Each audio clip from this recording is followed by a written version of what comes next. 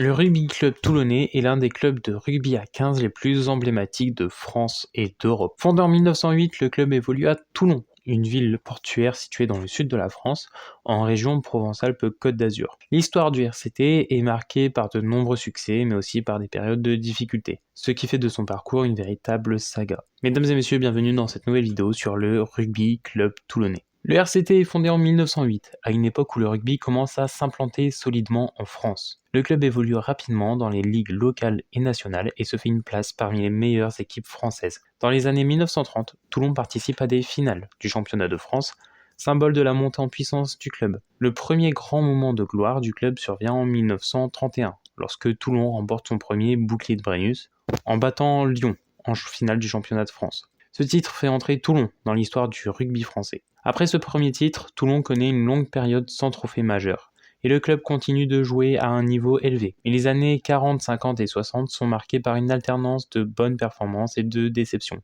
Malgré quelques apparitions en phase finale, Toulon ne parvient pas à décrocher un nouveau titre. C'est la décennie 1980 qui marque un retour en force du club, où il dispute plusieurs finales du championnat de France, et en 1987, Toulon remporte son deuxième titre de champion de France en battant le Racing Club de France 15-12 après prolongation. Les années 90 sont contrastées pour Toulon. En 1992, le club remporte son troisième bouclier de Brennus en battant Biarritz sur le score de 19-14.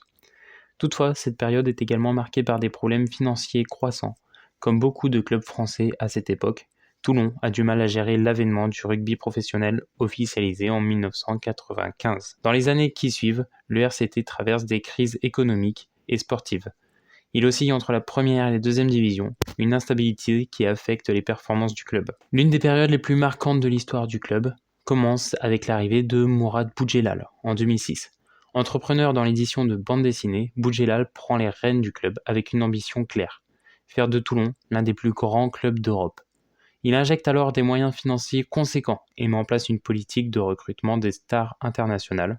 Des joueurs comme Johnny Wilkinson, Majito, Baki Bota ou Brian Habana et bien d'autres rejoignent Toulon, créant ainsi une équipe redoutable. Le succès ne tarde pas à arriver. Sous la houlette de Boudjelal et avec Wilkinson comme maître à jouer, Toulon réalise un exploit historique en remportant 3 titres consécutifs en Coupe d'Europe en 2013, 2014 et 2015, et le club devient ainsi le premier à réaliser un triplé en Champions Cup. Sur la scène nationale, Toulon connaît également des succès avec un nouveau bouclier de Brennus en 2014, en battant Castres en finale.